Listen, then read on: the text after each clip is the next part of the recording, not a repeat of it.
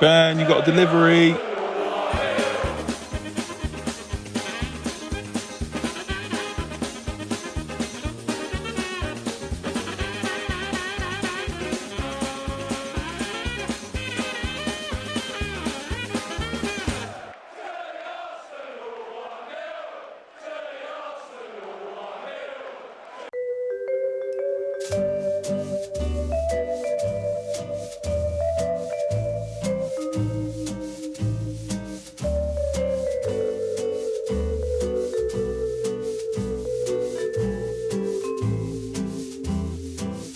I am not suggesting for one moment that in reality I would go out and kick an unpumped up football around. It would be ridiculous. People in the park looked at me like, what on earth is this guy doing? And they're right to look at me crazy, because why would I go out with an unpumped up football? I have got footballs lying around the house, ready to go, ready to be used to their full purpose. And it's an analogy because it helps us look at the way we are as human beings. We need to be filled with something in order to reach our full purpose. Now, we put our purposes in many different things. Some of you might be striving to be professional footballers. Other of you may be wanting to be doctors or nurses. Or some of you may just, in a few years' time, want to get onto Love Island or be an influencer, or whatever your purpose is, whatever you think your purpose is, you're striving for it.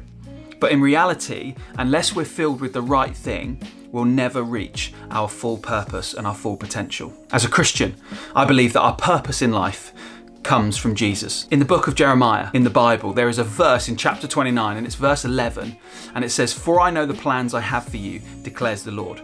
Plans to prosper you and not to harm you, plans to give you hope and a future." This ball can still serve a purpose as a football. It would serve a very, very poor football match, but it still is a football. In all its identity, right now, you would look at this and say, yeah, that's a football. It's just not pumped up. That it absolutely still is a football. We are still human beings, even if we're not Christians, even if we're not in relationship with God, which is how He designed it.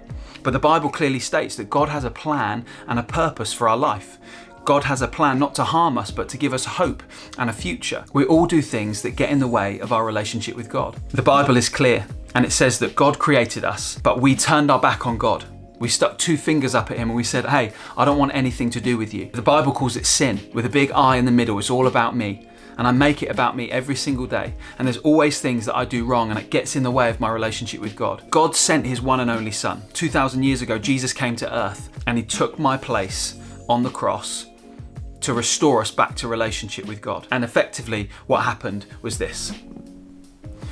Christ came to earth to restore us, to give us purpose, to give us a hope, to give us a future. Young people, you have a purpose, you have a future, and you have a hope in Christ Jesus through what He has already done for you on the cross all those years ago. But it still applies to us today. My hope is that we grab hold of this sooner rather than later, because it's truth and it can change our lives, and we go from deflated to inflated, knowing that we are created and made for so much more.